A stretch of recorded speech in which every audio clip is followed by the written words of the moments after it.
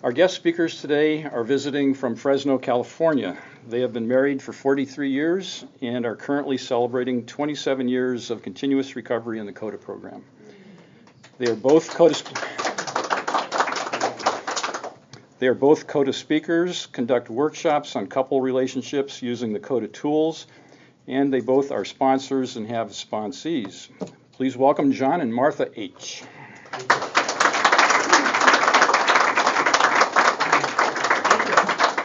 It's really nice as we get set up here to be here. And one of the nice things about it is August is our CODA birthdays. That's when we celebrate, and I miss my home group in Fresno, so it's really special to celebrate up here. And then also in August 27th, when we're going back to Fresno, is when we celebrate 43 years of marriage. So that's very good. So we're pleased to tell. So Vancouver, and it's cool. Okay, and are you ready? Okay, yes, I am nervous, and I'll try to relax. My name is John H., and I want to thank the people who love too much for inviting us to be here, giving us this opportunity to share our story of codependency and how this disease and the awareness of it has changed my life forever. I want to thank Jack, his kindness, for asking us to share with you about how this disease has affected my life, my marriage for the past 43 years. And the 7 years prior to Martha, I still had the codependency issues that didn't go away. It's kind of nice to think about my qualifying story. Isn't that much different than anyone else out here? I think all of our stories are fairly similar. That's one of the things I got from going to CODA for the first time, that I always thought I was different, but when I found out I was just like everyone else, and that was really a gift. I came from an alcoholic family. My father, my mother, both of my grandfathers were alcoholic. My dad, in addition, was alcoholic, had his red outs, and my mother was an active addict. So it was really, tough. And for me, what I wanted to do is get it right. I really wanted to be loved. I wanted to be, I was afraid of being abandoned. I mean, a big issue of abandonment for me. I do whatever you wanted me to do for acceptance. I could be that chameleon for you. And I had tremendous amounts of shame that I just thought that I was such an awful person. I can't share who I really am with anybody because I'm just too bad. I had no idea of what I liked or didn't like. But I sure knew what you liked. I could tell you within 3 minutes what you liked and what you didn't like. I could read those signs. I know. Can any of you relate to what I'm saying here? Yeah, see? We're not alone. We're not alone. And because of this program and a lot of hard work, I have a lot to be thankful for today. Starting with my sponsor. My sponsor told me that he would be there for me if I needed him, and he was. He was always there when I needed him to bounce things off of. Martha, my wife, who has grown with me and not without me, who has her own program, which is totally different than mine, and who still loves me after knowing all the crap that I carry around. And she didn't faint when she found out about all of it. This is after we were married some years. My children, who saw their dad change. And at times, they've chosen to pick up some of these tools that Martha and I use specifically in their lives. I really want to thank my therapist and my psychiatrist, who I've been seeing for over 43 years. That's the best investment I've ever made in my life. They've been my sounding boards for new ideas about what I thought, new ideas of what I wanted to be, things I wanted to try out. They were that sounding board. And for Ralph, my name of the God of my understanding, because when I came to him, I had real God issues. I mean, God, I'm leaving. You say God word, I'm leaving. And so Ralph came into my life, and this is another name for God. And what Ralph tells me, he keeps telling me the same thing over and over. Just keep breathing air. Boy, that's the simple part. And laugh and enjoy where you're at in life. Enjoy it. Laugh about it. and be grateful. And remember, it's all practice anyway. This is just practice. So if it's just practice, I don't have to be so uptight about getting it right. I'd also like to take a moment to share why being here is here in Vancouver is so special. And why I say to newcomers, keep coming back. And that is that I came to my first CODA meeting around the holidays in 1987 at the Hope Lutheran Church in Fresno, California. And the meeting had been going for about 6 months at that time, and was started by a lady by the name of Ann H. And Ann H. had started the meeting after she had gone to Santa Cruz, California to a conference, a CODA conference, and she brought the message back to Fresno at that time. And what's the point? The point is, if it hadn't been for Ann H. attending that first conference meeting and bringing the message back to Fresno, I wouldn't be here. And so that is quite a gift that she gave me. Martha will share her own story here in a minute. My recovery story starts with me attending that first meeting. And I went to that meeting not for me. I went to that meeting because Martha told me to go to the meeting. That was good. Yeah. And not because I thought I had any issues. Okay, whatever you say, I'll go. And I thought, as a good codependent, if I attended that, my wife wouldn't leave me. If I went to that meeting, she would not divorce me, leave me. And I did not go to that meeting for John at all. Thank Ralph, or God, as I like to call him today. I got there. And I also say that I am ever so thankful for all of the 12-step programs, not just CODA, but all of them, because all of them have added to my life. They've all helped me change, and they've all helped me be the John that I want to be. I'd also like to share with you in the next 60 minutes or so some of the tools that I've learned to use. When I came to CODA, they talked about tools, and I said, damn, I don't even have a toolbox. So I left that meeting and went out and bought a Sears red toolbox. I didn't bring it with me because of the flight. But it's like, in that toolbox, I started putting tools into. And I want you to keep in mind that I'm not a professional. These tools are just tools that I have picked up along the way of my recovery. Use the ones you like, use the ones that fit, leave the rest behind. Just pick the ones you like. The things I share are only my feelings. Only my feelings, not of CODA as a whole. At the end of our share, Martha and I will open it up to any questions that you might have. And so if you'll keep your questions to the end, I really appreciate it. We'll open up plenty of time. Newcomers, though, have always these burning questions. Is there hope? You bet there's hope. Will we ever be cured? I don't think I'll ever be cured. When is it a good time to get a sponsor? Well, the sooner you get a sponsor, the faster recovery is going to begin for you. So, how many of you have sponsors? All right. All right. How many of you are sponsoring? I hope next year at this time, if we ever come back, 100% of hands go up. It's so important. When you get married, newcomer would ask this question. Now, when you get married, doesn't all this go away? No, it does not. It hasn't been my experience anyway. Unrealistic expectations got me here. Realistic expectations or recovery from codependency for me is knowing what is mine and doing something about it. With that, I'm going to turn it over to Martha to tell her qualifying story. Okay, so John went through his notes, and he went through them before with me a couple of times.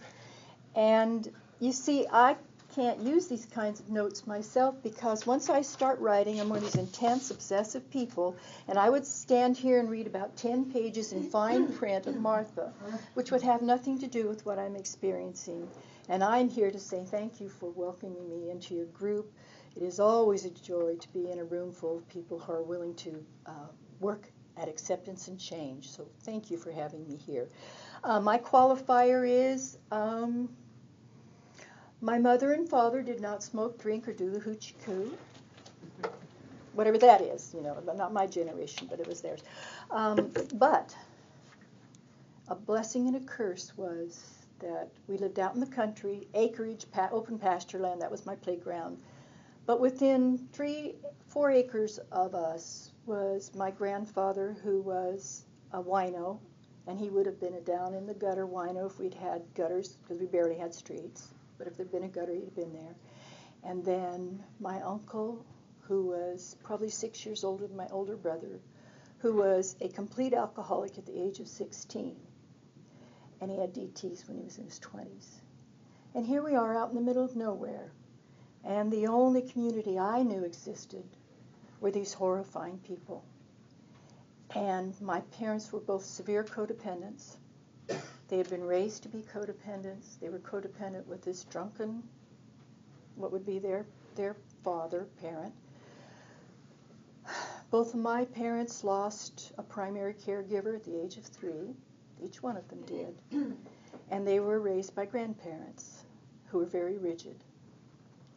My parents were rigid and hard, and we were never allowed to cry. We were never allowed to criticize any things that went on in our family. So I was raised to be very, very quiet and very angry. Oh, yes, I have a softer voice. I always have, and it just gets softer as I go along. So codependency. We were all codependent with one another. Nobody existed outside of our little world. I could never trust anybody.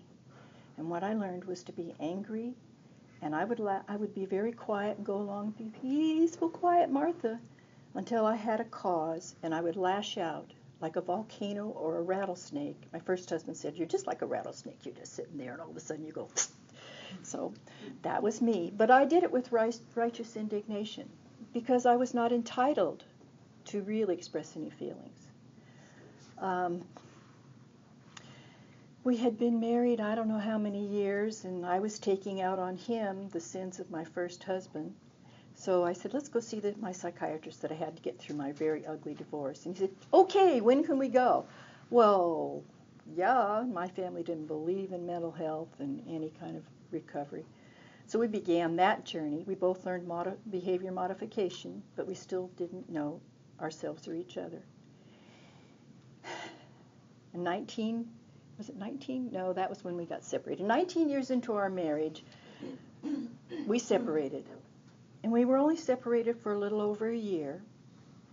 But that was the first time in my life I didn't have children, a spouse, or any family to be around me. And I went through a form of withdrawals.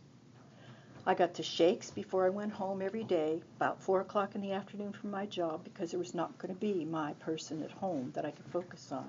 I had to go home and live with Martha.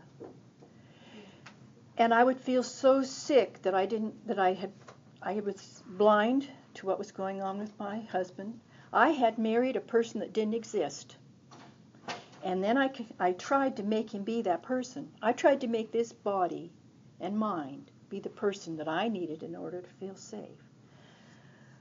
Well, let's see. My daughter went into therapy at college, and she was doing so well. I said to my husband, well, since we've got insurance, I want to go see a therapist. So I went to a consulting therapist, and she listened to me talk for an hour, and she says, okay, you come back in a week, and I want you to take this. And it was the list of 3 Codependents Anonymous meetings in Fresno. And she says, I want you to attend every one of those because you are severely codependent. I had never heard the word. But I learned, and thank heavens we had some years in the program, so that when we hit that horrible bottom at 19 years of marriage, I hated him, and I was going to verbally, emotionally destroy him because he had the nerve to not come back to me after I had thrown him out. He came home from, he traveled a lot, and he came home from work one day, and I had been seething, and it had just been building up, and I didn't have him to pick on every hour or two. So there he was, coming back in the door, and I stand at the kitchen, and I get out, get out, get out. And he got out. Well, then, of course, I needed him back, and he wouldn't come back. So we went into serious recovery at that time and began to develop these tools. In fact, the tools that we're going to share with you, that's called a coming to Jesus talk that I had. Yeah. My office was in Bellevue, Washington, and I was flying out of Fresno, just home enough to do my laundry. So these tools that we're going to share with you, we're just going to pull them out at random because that's how we do it. And we'll share them with you. Understand you have a history with the other person. One of the great things about in a relationship is I know I have a history with Martha. I've known her since I was 16 years old. And so we have a long history, good, bad, and indifferent. So that investment of time is really important. I mean, I can't capture any of those years that have gone by now. So, knowing that you have a history with somebody, it makes me sit and go, I think I really want to work on this. I think I want to do something about it. Go ahead. Okay, so these are all hodgepodge. If I wanted to just go through stuff, you'd be listening to me read for pages and pages. So we just made them into slips that I can kind of read without my glasses. Do not give an ultimatum unless willing to follow through with it.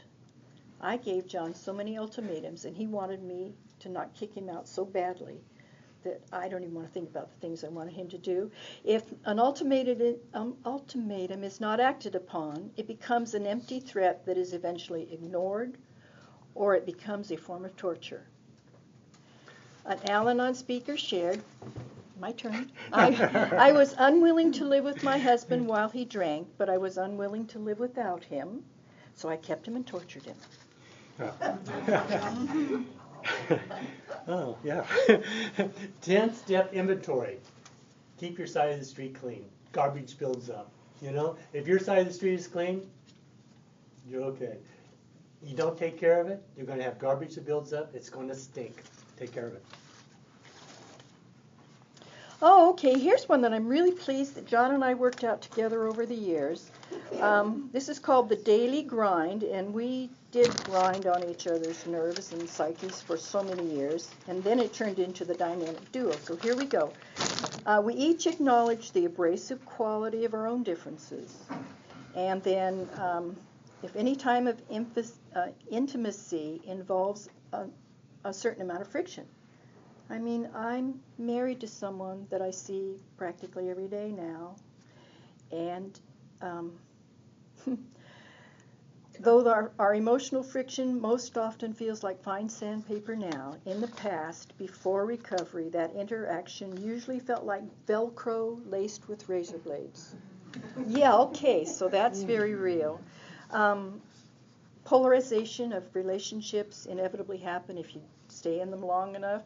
So it takes work always for me to be Martha and have her programs, have her friends, take care of my stuff, the garbage. And so it helps to keep us from becoming really rigid. And we always work at not being rigid. I have my own life. He has his life. I mean, we have one together, too. One of the things on my toolbox that I carry in Fresno, I have sandpaper glued onto it. And that's to remind me that, sometimes it's smooth, sometimes it's rough. It just is. But it's not razor blades anymore. No razor blades are glued to mine. You get to share that with your group.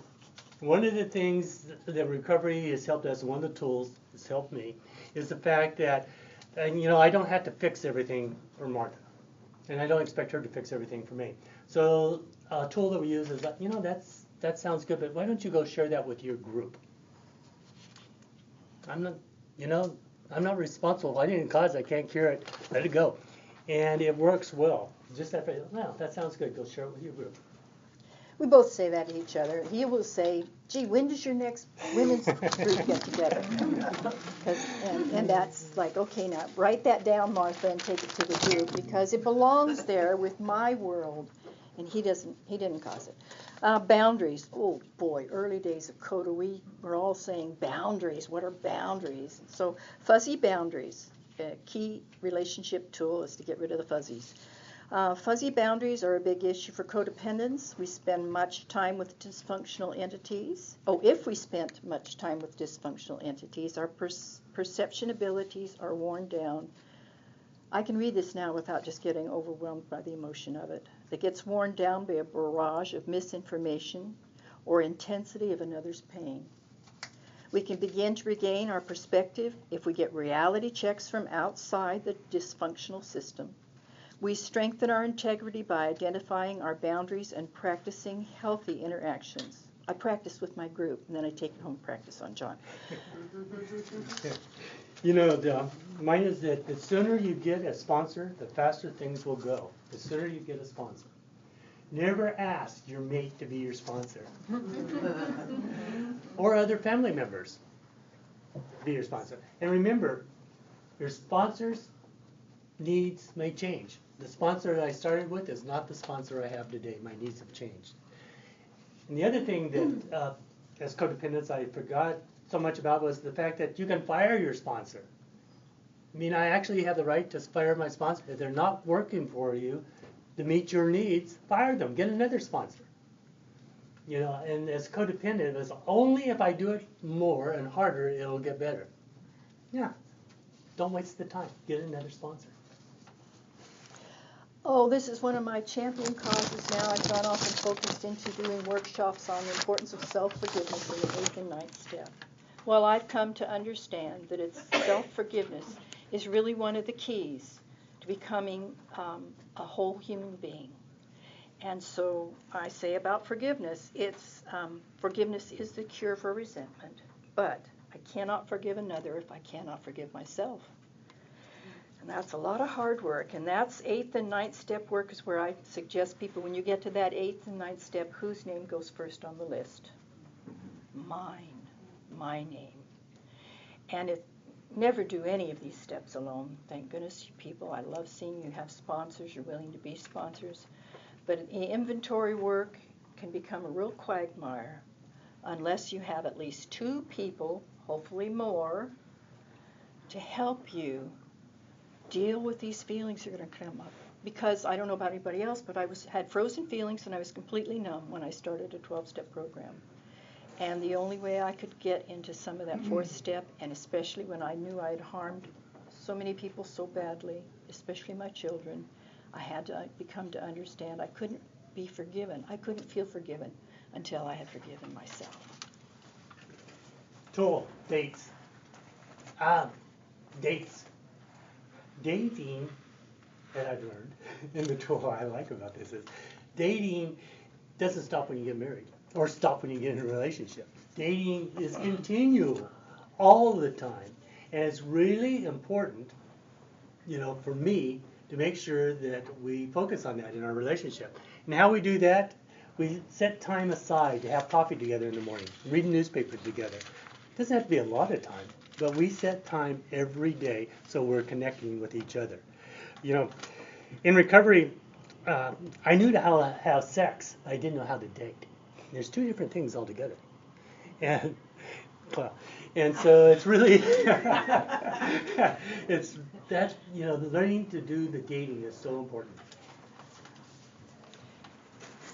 Oh, I keep paying attention to you so I can tell you how to do it better or say it better, and then, oh, shame and blame game. I don't know if anybody's familiar with that term, but I came to understand it. The shame and blame game is an insidious, dysfunctional thought process that keeps me from experiencing the reality of my life long enough to take care of myself. Stop my own shame and blame first, and then the need. Stop my own shame first, and then the need to blame somebody else's lesson. I have had to work this so hard in the last 27 years because I was raised that if there's something doesn't feel comfortable, there's something wrong. And if something is wrong, somebody's to blame. And I would swing from it's my father, Mom shouldn't have done that. My sister shouldn't have done that. Back to, well, Martha, you were so cruel. You were so unkind. No wonder she did those things, or your dad did those things. So here I go again. I cannot forgive another if I cannot forgive myself, and I cannot feel forgiven when I work this 9th step until I understand self-forgiveness. That's my 8th and 9th step again. Walking on eggshells in a relationship. I don't know if any of you ever felt like you're walking on eggshells in a relationship. But when I feel that I'm walking on eggshells in our relationship, then I'm not telling Martha something that's going on. And so it is better to tell her what's going on than continue to have that angst about walking on eggshells as they go through. Oh, perception shift. I don't know if any of you have ever heard the AA speaker Clancy talk about the disease of perception. Good grief, I was born. I mean, I guess I got it at birth. You know, there were things you learn how to breathe, take air in and cry when you're hungry. Well, I got the disease of perception somewhere back there. And Clancy says, if you treat me special, I think I'm okay. If you treat me okay, I think something is wrong. And that, in a nutshell, is how us as codependents view the world. I don't feel okay unless you're just giving me all kinds of strokes and applause and the shining looks on your faces, and it's like, but if you're just, interacting with me in the normal, as normies do, I must be doing something wrong, or there's something wrong with them. So that's the disease of perception. Another AA speaker taught me that you can't think your way into good living. You must live your way into good thinking. And that means if I have a misperception, if I find that I'm not comfortable in what's going on, I take a look at my perceptions. And if I realize that I can control it or go into all that loop, then it's time for me to try to make a perception change. And I cannot think my way into good living. So I take action. I share what's going on with me with trusted people, not John, not my children, not anybody that is part of our dynamic. I take it to someone that can give me compassionate honesty so I can begin to make that shift in perception. That's hard work. I mean, there's all those, the second and third step, and then all the spiritual part of it and the surrender part of it. That's the way to change the perception. At least that's the way I have to do it. I have my own thoughts. And I have my own feelings, and they're okay. When I came into program and into our relationship, if you did not have the same thought or feeling, I felt it was my duty to convince you what I was thinking was the right thinking. And what you guys have taught me is, no, it's okay to have your own thoughts. And I don't have to agree with everybody, and they don't have to agree with me. That's okay. When John and I, it's like learning to speak another language, and we finally began to be open and honest with one another. It's like what? Oh, and in our couples counselor, an aha moment came. We're sitting there, and it's like, okay, we had to sign a contract. We couldn't talk to each other on the phone. We couldn't send notes. We couldn't send messages through our family and friends because we were so wickedly awful to one another. So here we were, and we get back into we could talk to our therapist. So he's sitting over there not talking to me, and I'm sitting over here not talking to him. And so he speaks up. He says, John, why are you so unhappy, this therapist said. And John says, we always do it her way. I never get to do what I want to do. And I'm sitting over there, and it's like, I can't believe I'm hearing this because those same thoughts were exactly going through my brain and did for years. He always gets to do what he wants to do. I never get to do what I want to do. Well, aha, big moment. We actually began to open up with one another with a therapist because we still couldn't talk to each other for a while because we couldn't even be civil. And so that was a start to know that there was another creature that was having the exact same experience as I was having. And I couldn't know that. I had to keep him so unreal before that point. You're no longer the cellophane man, I like to say. Reality checks. Reality checks. When I came into program and in our relationships, I didn't think it was okay to ask questions. Martha said, "Da." It must be true because she said it. And the reality is, it's okay to ask questions. You might not like the answer, but it's okay to ask the question. In fact, in healthy families, they do it all the time. No one told me that they actually ask questions back and forth. They learn to communicate back. Is this what you really said to me? No, you completely misunderstood me. I totally misunderstood you. And that's one of the tools that we use back and forth. We repeat back to each other what one person has said. Let's say it back to the other person. So I today feel comfortable that I know what she's trying to tell me, And I think she's comfortable. I don't know. Are you comfortable knowing what I'm trying to tell you? Well, I have to say the same thing to him too. I mean, he'll say something, it'll go in, and it gets all tangled in that mess that the old stew pot, and I don't hear what he really said. So then I say, well, I think I heard you say this, and he says, no, I said blah blah blah. I don't know how. I almost got a copper tea kettle the first Christmas we were married because we were in some kind of a store looking at this thing, and my first mother-in-law had a copper tea kettle, and she shined it, and it sat on a shelf, and it was just beautiful. And I said, boy, Mildred, she's got one of those, and she just shines it all the time, and it just glows. I heard. She wants a copper tea kettle. And I think the last part of my sentence was, but I never wanted one of those. Didn't hear that part. But yeah, we have miscommunications. Rain check. Here's a beautiful tool. John's going to talk to you about we think in different ways we process things, and he's going to talk about that. So I'm going to save the rain check until he gets to that point, if he ever gets to that. Recovery. Recovery to me is a spiritual reward for sharing with Martha who I was and who I am today, without her trying to fix me. I get to say who I am, what I've been, and she doesn't try to fix me. That's not her job. Oh yeah, that reminds me. I put something in here. I wanted to talk about that. No, it's not that one. Forgive me a moment. I stuff paper everywhere. I mean, I walk along, there's a little cloud of paper going by. Oh, this is a good one, though. What were you saying? I was saying, See, I I will continue on with the book and the phone. This is so important, the book and the phone. Okay, The book.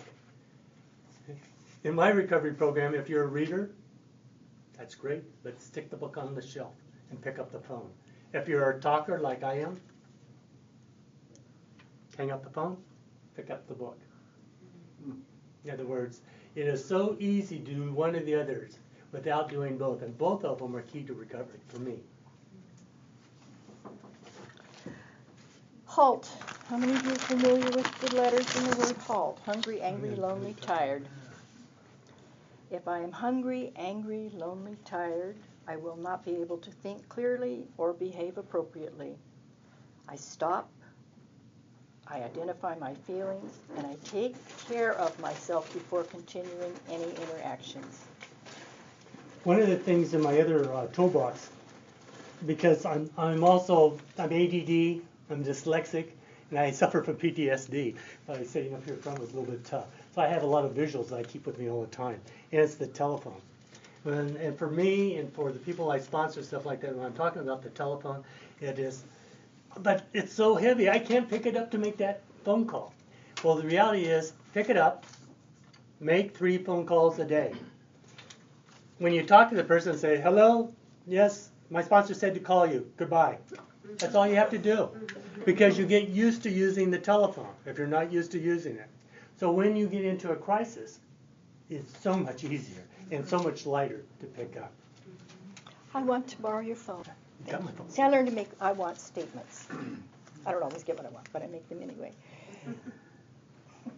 When John and I were separated and I had to go through my terrible withdrawals, I was in a molest group, and all these 6 women, they took me by shifts, 24/7, because I was so terrified. I did not know how to live my own life. And they became concerned for me. So I had this hanging on the wall, a big sheet of paper in huge letters, their telephone numbers. And one evening I came home to my house, and I had always come home before John would come home, and we'd yell, hello, and the person would hear them, whichever else was home, and they'd answer back, hello. Well, I came home, and there was no one to say hello to. There's a tremendous amount of pain in being alone when you have clung to somebody and manipulated them. So I walked in the door, and I paced back and forth, and it was dark outside. And we had an 8-foot glass patio window. And I was in the kitchen, and I looked out the family room window, the big patio window. and I was going to run through it. But I was standing so close to the phone, and we had these big, long cords, so I walked to where the big phone numbers were, and I grabbed the phone, and I just wrapped myself in it so I couldn't run through the door. And I began to make the phone calls. And I even called the emotional hotline, the AA 24-hour hotline, Al-Anon. I talked to total strangers when I couldn't get hold of my people. And this is where, when John talks about the phone, this is when I got my big wake-up call, was if I'd been left to my own devices and not been willing to reach out to someone else, I would have run through a plate glass window. Thank you. Great tool, if we just use it. One of the things is that I learned in programming a tool I use this: no one person can meet all my needs. I thought that when I got married, that Martha would meet all my needs. Not true, not true. And so what I did learn from you, and a tool that I use in our marriage, is I go out and meet a lot of people and get my needs met from a lot of people. And you know what? It's okay. And so the tool is take a risk, make a friend. Go ahead. Okay, so I'm going to go ahead with this one because I can't remember what John was going to say. He'll get through eventually. This is what we call our rain check. When John wants to do something, he says, you want to go somewhere and do something. Well, he'll discuss that part of it. I have learned to say, if we're having an interaction and, it's time, I can't do this anymore, I can't think clearly, or no, I don't want to go there right now. I'm busy, I'm in the middle of something fun for me. It says, I am not available right now, but I want a rain check for later. And this lets my partner know that I do want to spend time with him. And we will make a time. We'll set a time frame. I learned about time frames. And this other part of it is, though, it's not okay to use the rain check as a means of avoiding an interaction. I tried that too. If you don't want to share this activity, say so. And I accept that John has his freedom, and I have my freedom to go do that activity with someone else instead of telling him, I just want a rain check until you forget about it. And that tool is really, that tool is so important because I almost fell on my chair with the therapist because I thought everyone processed things the same rate. And I have to admit that I go pretty quick. And I didn't realize it took Martha longer to do processing. And so my issue was that I tell the therapist, but she always changes her mind. I say, let's go to the coast. She says, oh, great, that sounds like fun. And then we get ready to go. She says, no, I really don't want to go the next day. And so, boy, what's wrong? And so the therapist explained about processing times to me, and different people take different times to process. Oh, I get it now. So now when I say, let's go to the coast, I wait for the next day for an answer. Martha has not changed her mind in the last 26 years or so. It's been pretty great. It's made a big difference. It's the time processing. It's the ability. Yeah, I'll get back to you in an hour. Specifically, I'll get back to you in an hour. I'll get back to you this weekend. I want some time to think about it or look at the calendar. I don't really change my mind. Yeah. I just was so knee-jerk. Yeah, I can do that. As a codependent, how often did I got married.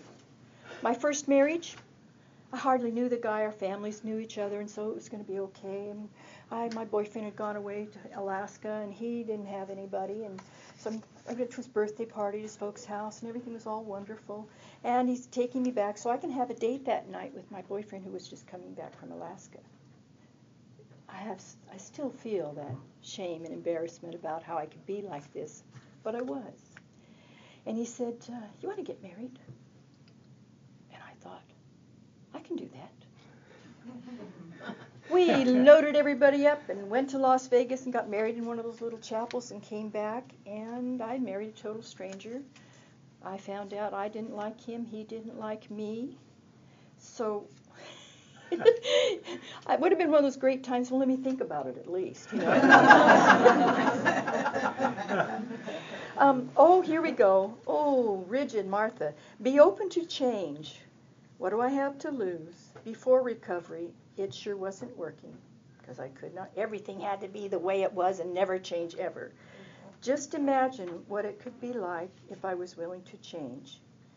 And the really key word here is if I am willing to change, because it's all about I. I speak in I statements, I think in we statements. Imagine, it's like, I'll take you with me. From now on, I may not remember your names, I never remember your names, and I will only have glimmers of you being in this room with me, but I will take you with me as my tribe wherever I go, and I will think of we. I hope we get some good time for you guys to share. So I think in we, but I work really hard to speak in I so I don't jump anybody, try to put something on anybody else that isn't real. Y'all know what this is?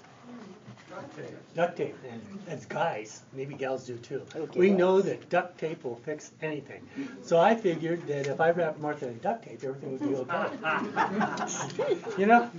It doesn't do it that way. I love Martha the way she is today. But I tell you what, early on in our marriage, I thought duct tape was the solution. I hate duct tape. I absolutely hate duct tape. I run the other way whenever he gets the duct tape out. Or get at least vigilant. Oh, wow, here we go. Be vulnerable with safe people. I find safe people, and I am willing to share my story with them. And how do I find safe people? I go to meetings and listen to what others are sharing. I practice healthy sharing in the meeting. And I share with my therapist, my sponsor, my women's group, what I'm planning to share in the group in a meeting. If it seems fuzzy or a little anxiety-provoking, I share before, and then after I have shared, I contact these people again and make myself accountable to how I felt about that, and did I share what I really wanted to say. My therapist in my women's group, they said, no wonder John, is doing something and you don't know why he's doing it, because Martha, you aren't really saying what you're telling us. When you open your mouth and you're a little uncomfortable, you just weasel word around it.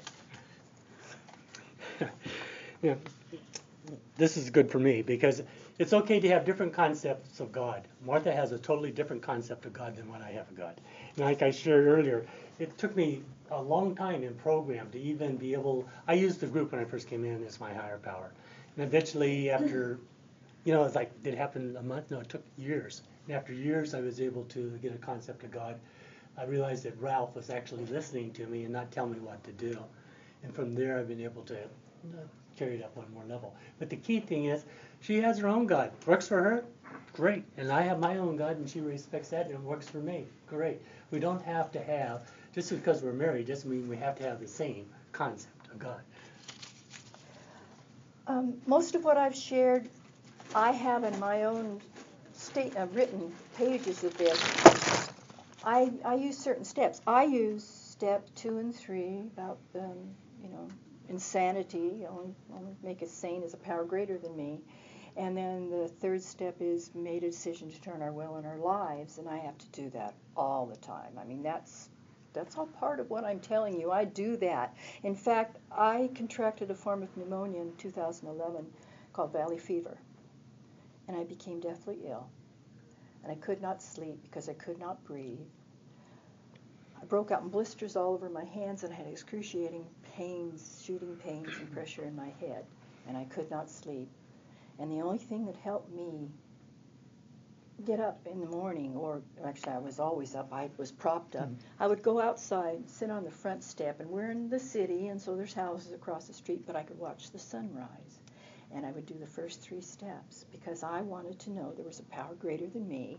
And I visualized if I put my feet down and stopped the world from turning, it's not going to work. And then made a decision to turn my will and my life over to that higher power. And so when you hear me speak, I'm talking steps. Don't give up on me. I'm getting there. I'll speak fast. So here's a tradition that has been very important for me in this relationship: anonymity.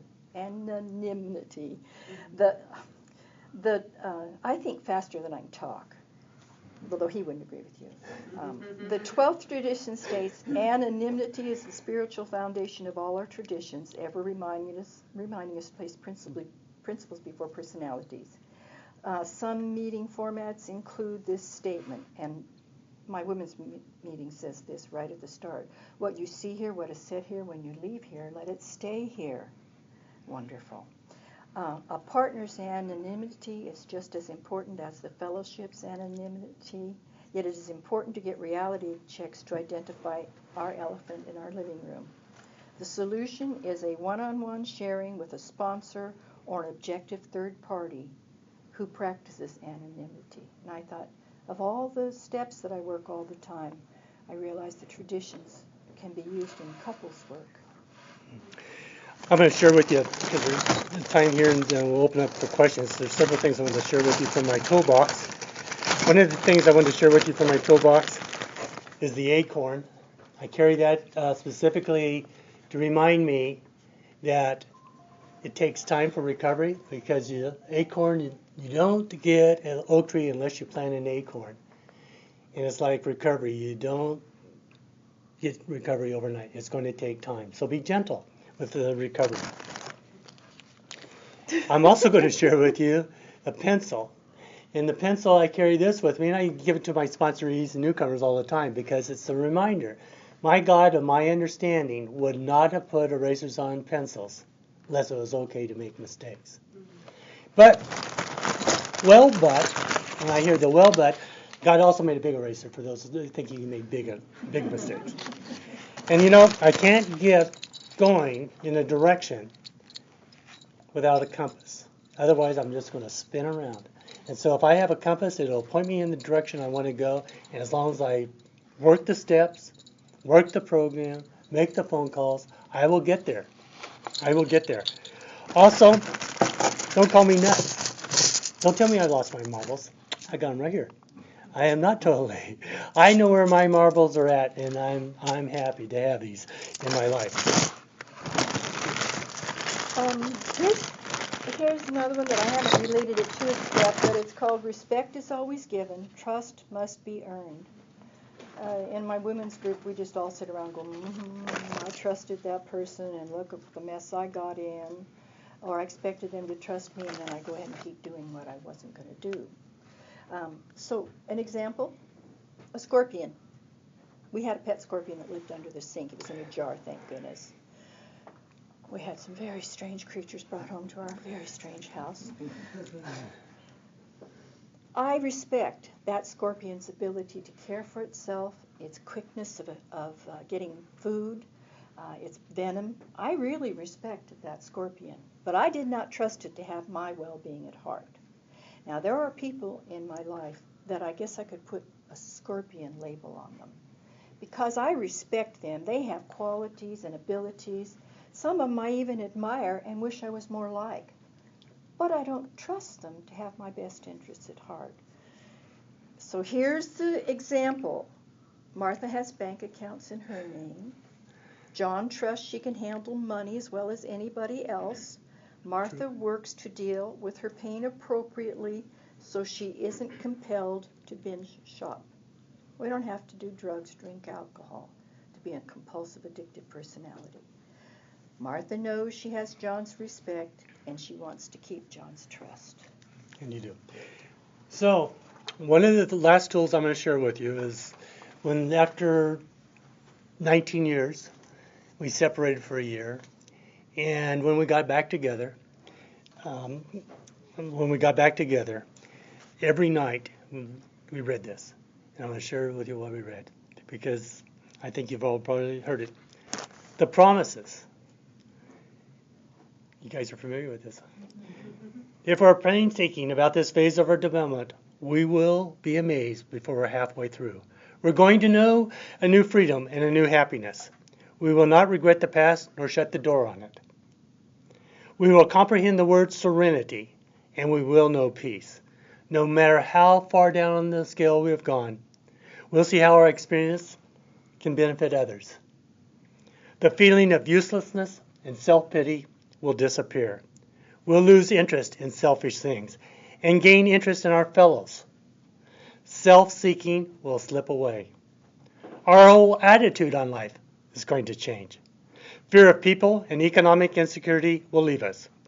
We'll intuitively know how to handle situations that used to baffle us. we'll suddenly realize that God is doing for us what we could not do for ourselves. Are these extravagant promises? That's right. They are being fulfilled among us, sometimes quickly, sometimes slowly. They'll always materialize if we work for them. This is out of your CODA book, big book, pages 81. And with that, we'd like to open up for questions. Oh my gosh, we've got a hand up already. Yeah. Yes. Your name? I'm Bob. Hi, Bob. So my question is this. You were talking about anonymity, and I know you both have sponsors, support groups. Yeah. You're separate people that you work with. So where do you draw the line on the anonymity part about, let's say, some issues that are intimate to your relationship? Let's say Martha has some issues about, let's say, sexuality in your relationship. Where do you draw the line about the anonymity of what you're sharing about your partner to somebody else, so you don't break the trust and intimacy you've got in your relationship? I can speak directly to that because when John and I separated, I learned something about him that I couldn't accept, that I had been blind to for all those years. And I told my therapist, I told our couples therapist, I told my two co-sponsors, because we didn't have real sponsors back in those days. We were co-sponsoring each other with any kind of 12-step material we could get. And then I told our children. And I've worked really hard at self-forgiveness, and I've asked for John's forgiveness years ago. And we met with my therapist, his therapist, and our couples therapist. And we sat down and we learned about what anonymity is. It must be taken to someone who has experience. It must be taken to someone who will not share it with anybody in the rest of the world. Our therapist had to get permission from us to speak back and forth when we were going through this time, when this horrible crisis occurred, and then to sit in a room with our couples therapist, and it was a terrible time, and I blew that. I learned that I had to have my people, and a very dear friend and my co-therapist and my co-sponsors were the only ones that knew from that point on what I was trying to deal with, and a lot of that stayed with a professional. I believe the same thing. Today, if there was an issue, I would take it to a therapist immediately, or my psychiatrist, and just then before I would share that with Martha, what we needed to talk about. The anonymity. As far as anonymity with our sponsorees and our groups and stuff, I have no idea what Martha talks about with her sponsorees. I have no clue. I have no clue what she talks about in her group, and I don't want to know. It's not my job. And I never share with Martha about the people I'm sponsoring. She knows them by name. She knows I'm sponsoring, but that's it. Nothing else. And I will continue to do that. Does that help? Yeah, thank you. You're welcome. Other questions? So, all of those that have sponsors, what do you find up here? Because I'm curious to take back to Fresno. What's the biggest issue about becoming a sponsor or finding a sponsor? Is it hard to find a sponsor up here? Yes. Yes, it's very hard, and I brought this up at our step study recently, last week. Why do you think it's hard for? Because I go to the Wednesday night meeting here. Uh-huh. It's huge, and every time, is anybody willing to sponsor? There's not one hand raised. One hand or no hands. One or none. One or none, and you had a comment on that too. I was actually just going to agree with her. That's exactly how I found it too, and it was very kind of not just disappointing, but it kind of made me feel like maybe people are just so freaked out about becoming codependent about being a sponsor to somebody that they're too afraid to do anything about it. Yeah. Interesting. You go ahead and. In our women's group, because we're really mostly newbies. I mean, I'm the only one with 27 years, the next one down to 16 years, and she moved away for a few years. It's like she's a newcomer again. So there's 4, 5, 6, 7 years in that women's group. Listen in the meeting for people who are sharing and with whom you find yourself wanting to nod your head. Yep. Listen to how appropriate they are. Take a risk and say, I'm looking for a sponsor. I want to do a co-sponsor with you. But make the commitment that you will actually work the steps together. And what I did for many years was, I had 3 phone numbers. I would call one. We had it worked out as a trio. One day I would call one of them, and I would read this 12-step material, and then she would say back to me what she thought I was reading, and she'd say, what are you, and I'd say this. And we all each became a Wonder Woman. I was Wonder Woman. Each one of them was Wonder Woman, because we'd be on the phone or together having coffee, and that's another good thing to do. Go get some iced tea, but get it in a place so that you can begin to feel. We put off, if our dogs and cats could talk to us, or the other creatures in the world, they would go, oh my God. You're just seething with stuff. So we have to begin to feel what's actually happening. What is this person? How am I reading this person?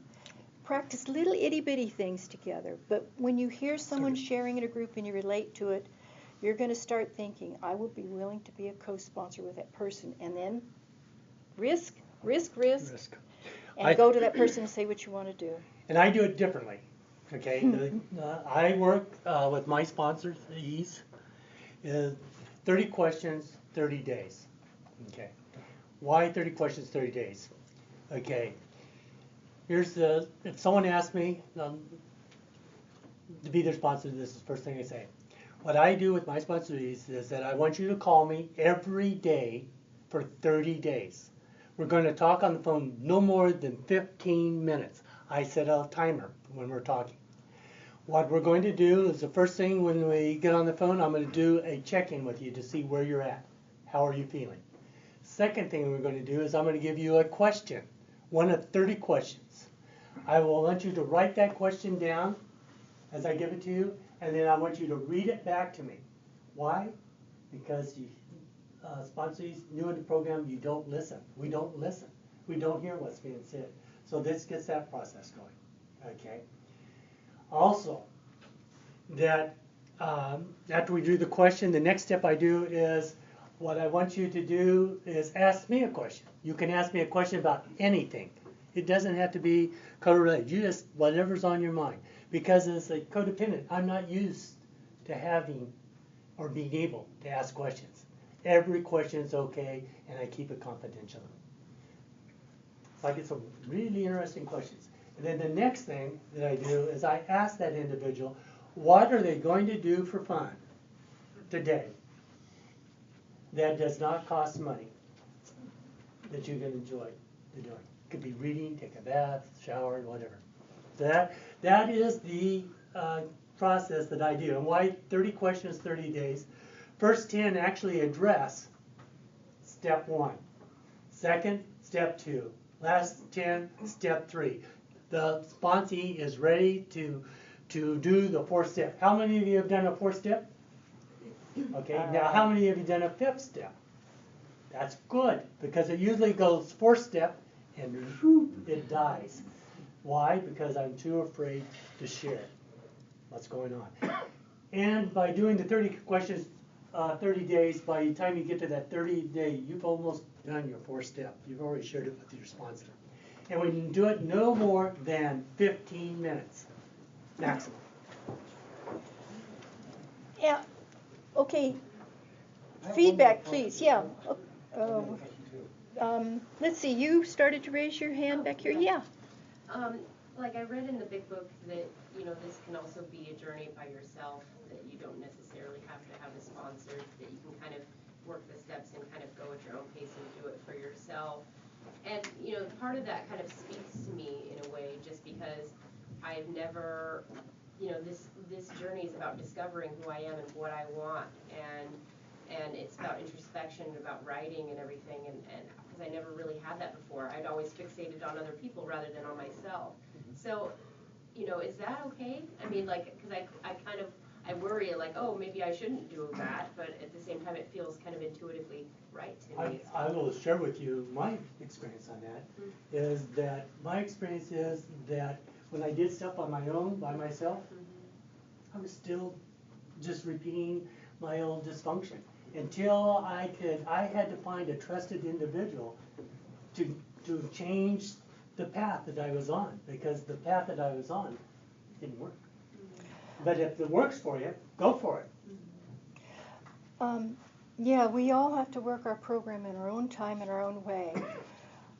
I surprised myself about 4 months ago, and some gal was saying, well, I've worked the first 3 steps, and it was so easy, but now I'm scared of the 4th. And at that moment, she was a newcomer.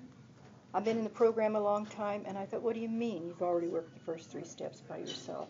And I walked up to her after the group, and I was so surprised. Words came out of this mouth. I'm going to be your sponsor. We're going to work the first 3 steps together. So hopefully old timers will just, it comes to light. But I say never do an inventory alone. Yes. And never do it with your inner circle of friends and family, and maybe even not your neighbors. But find people with whom you feel. I always say I had a tuning fork that began to resonate when someone shared something that I could relate to. That's a potential co-sponsor. That's a potential person to run at least one of my inventory items. And I will tell you the first step's best way to get into the inventory. We admitted we were powerless over others. You make a list of those others. You know they're not safe to share with. You talk about one of those in your group, if your group is safe. Now I watched a group fail, completely shut down, because there was crosstalk and gossip. Kills the group. And so that group died, and there were still some of us that needed to work that same program. So we kept interacting, and we had a room, and then the group came back together again, and the same people proceeded to repeat the same behavior, and it died. So make sure you're with healthy people, that are people that are trying to be healthy. Share little tiny bits, but please work the first step as if it's an inventory. Over whom am I powerless? And share the example with one other person after the meeting, and see how it feels. You also know about doing an inventory of a group. Take a group conscience. If the group is going, sideways, I call it, do a group conscience. Make sure that your group is going the direction that you want in recovery, and go back, do that inventory of the group, and move forward with it. You had a question back here, and then we'll take your question. Let me see how I want to phrase this. What do you suggest to people who have issues around drug addiction and avoidance? And I heard you talk about addiction and withdrawal. And my particular story is I'm a love addict, avoidant, codependent, a lot of stuff. And I've had to do some work around a whole bunch of different issues, not just, of course, codependency is the core, coming from our childhood stuff, all that, but there's other spin-off addiction behaviors. They're all in that cluster. Yeah. So I'm a firm believer that addictions, most of us, if you're into addiction, you're killing the pain, so first identify the pain you're in. And then if you can identify the pain, then what am I using to try to kill the pain? And for me, it was sex, food, work, alcohol, tobacco, drugs. I call it sock-a-mole, because it's about the time I took care of this one popped up. So, and the only way to get it into is come to deal with it, that, hey, I'm in a lot of pain, and so how can I do it in a healthy way? I practice, first it was with my therapist, the only person I could trust. Then a few trusted others in the group became apparent to me, those with whom I could share. That's where let's go have a cup of coffee. Or I will hear someone else share, and though I won't share off of their share, the tuning fork starts to vibrate. So I realized that I have something I want to say. Well, I'm not taking it back to my relationship because I can't do that properly yet. So then I find one person with whom I can share the thing I want to avoid the most. And this is This is called breaking out of the cycle, the circle and the cycle. Find someone who is trusted, a trusted other. And you don't have to, I vomited all over the groups for years because I had so much I had avoided doing. And I'm avoidant. I have the official diagnosis of avoidance character structure. And I don't want to talk about it. You know, put a bag over my head, you're not going to see my feelings, I'm not going to talk about it with you. But I would gossip with the alcoholic that I thought was my best friend in the world and really had it all together. And with just about anybody I would share that was willing to agree with me, and I felt comfortable. And when we started working with a couples counselor, I began to risk sharing that. But it must be someone who's not part of that circle. Yeah, you had a question back there. Yeah. Regarding the sponsors, how much time do you recommend people have in their recovery process before they volunteer to be a sponsor? You know, we have two different thoughts on that. Martha's and mine. I'll give you mine and Martha will give you hers. I believe that being a sponsor, if you work the first question, you're ready to be a sponsor. Why? Because if your sponsoree asks you a question that you don't have the answer to, call your sponsor. Call your sponsor. Okay? And keep working it that way. That way you keep it moving. It's also, if I was looking for a sponsor, one of the first questions I'd ask them is, do you have a sponsor? If they don't have a sponsor, then I'm going to back off. Okay? Because, you know, I want to recover. I don't want to, I hit bottom. I mean, I was going to commit suicide. That's how bad my life was. Well, it's not that way today. I have the best life in the world. I mean, how great can it be to be in Vancouver or Portland, Oregon? I couldn't visualize that years ago. Okay. Do you think it would, I guess, what does it take to be a sponsor? What is the requirement? Go ahead, Martha. You know, CODA is very flexible. There are other 12-step programs. I recommend that you go and just sit in another type of a 12-step program because it's a way to decide what I want. What do I want? I attended See How meetings when John started See How. Just because I guess we were still codependent enough that that's what I was going to do. But I'm ever so glad I did because when it said, how many people first time here? And the newcomers would raise their hand. And so the person would say, okay, Georgia, you just one moment, keep your hand up. And the leader would go, oh, let's see, the next name on the list is Bonnie. Your sponsor. Bonnie, that's your sponsor, Georgia. Oh, wow. Yeah. Yeah, you didn't walk out of the room. You didn't walk out of the room. And you may didn't never come back to it. For 30 days either. And you did not share for 30 days. Your sponsor had to be your spokesperson that, yes, I have worked my 30 questions in 30 days, or my sponsee has done that, and now I believe they are right to share. That helps break the drunkalogs. You know? Yeah, you ever been to a new meeting, a newcomer, we got to love them, we need them, but they're on, and like, oh, get over it, you'll get through this, you know? Yeah. So it's learning to share in a healthy way, appropriate way, yeah.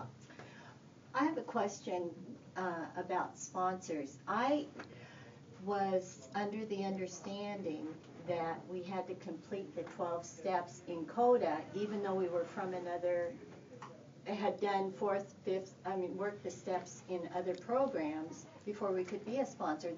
And I understood that's why no one in the rooms raised their hands. Oh, well, for me, if I believed that, I'd be dead before because I'd never complete it.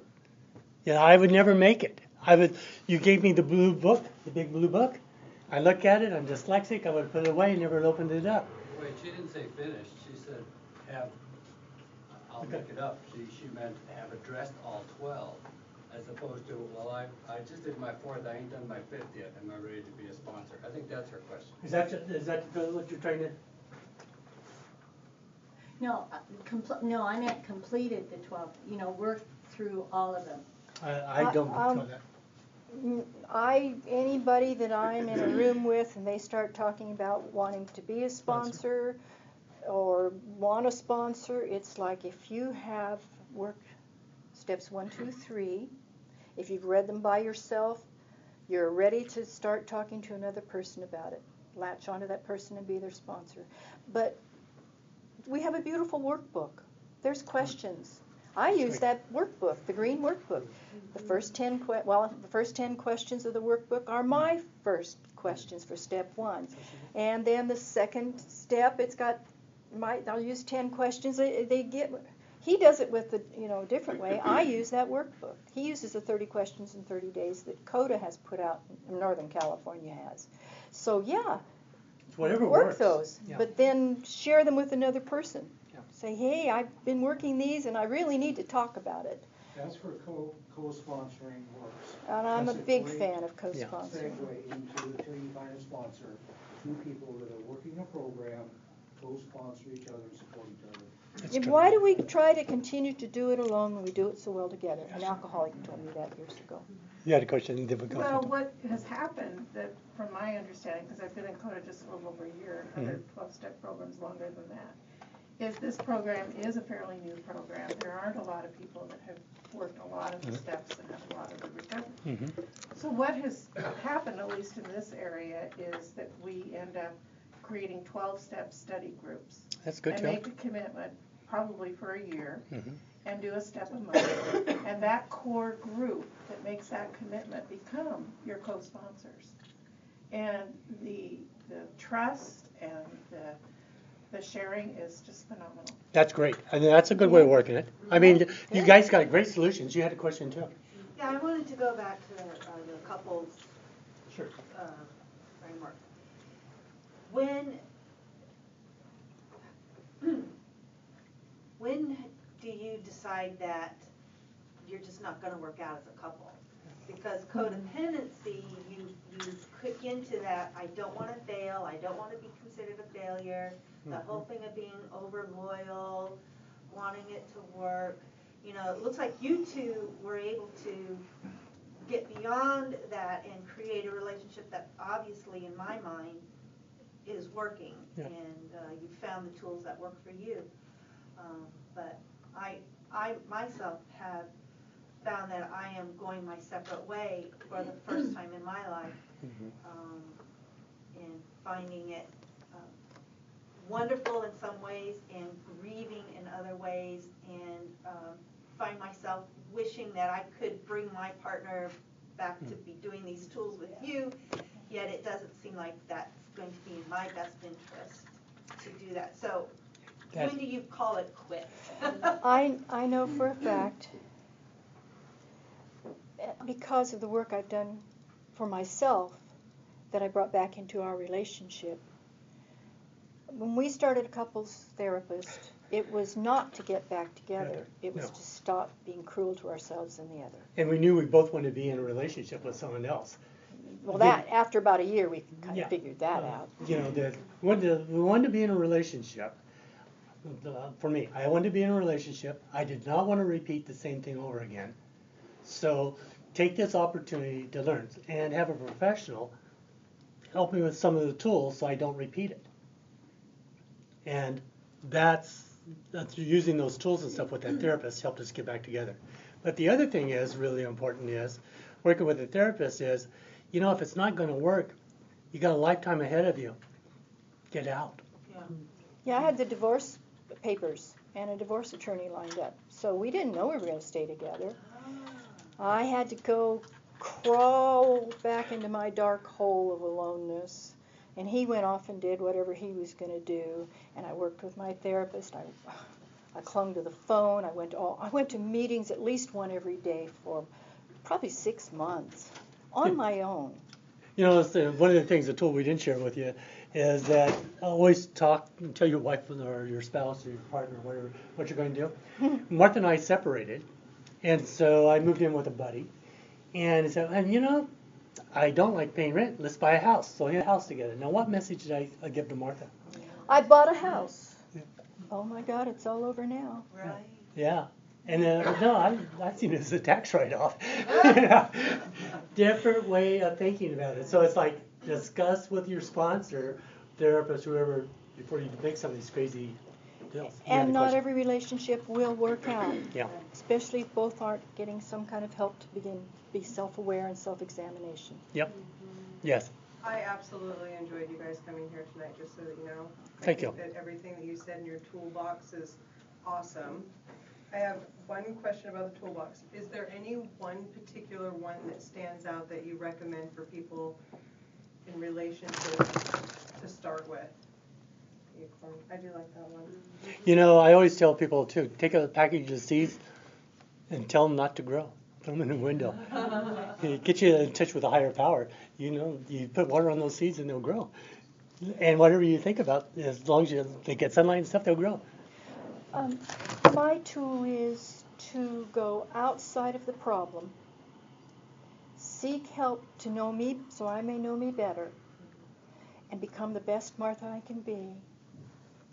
And then turn around and look and see if the best Martha I can be and who I know I am, is compatible, and tell the truth to him. So I know that you had said your therapist recommended you to go to CODA.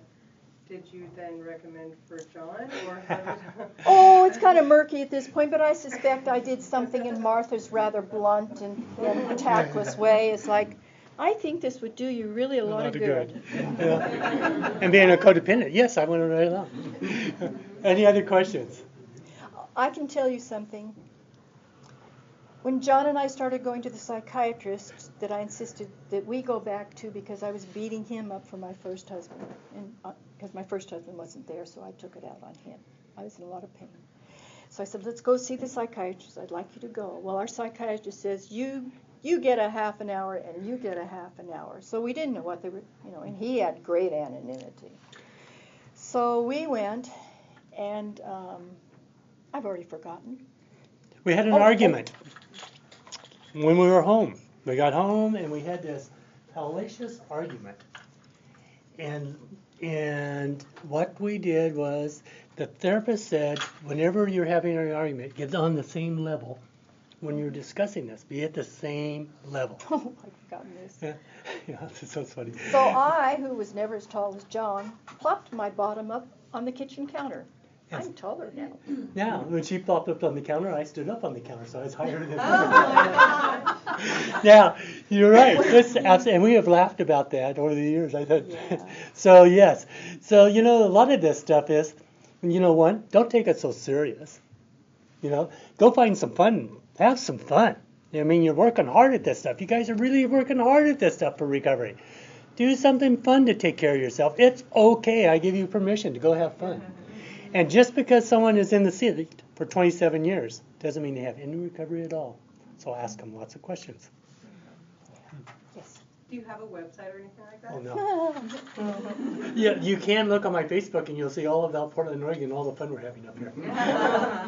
But we'll give you an email. If anyone needs an email address, you can check with Jack.